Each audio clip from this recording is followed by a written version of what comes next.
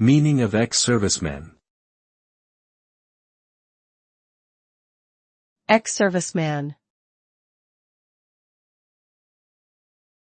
Ex-serviceman. Ex-serviceman.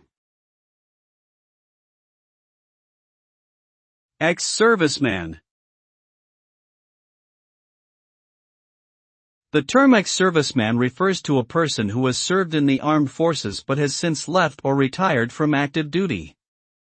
This could include individuals who completed their service commitment or those who were discharged for various reasons. Ex-servicemen often receive certain benefits from their respective governments, such as healthcare, education, and job opportunities. They may also be recognized for their service through various forms of commemoration or memorialization.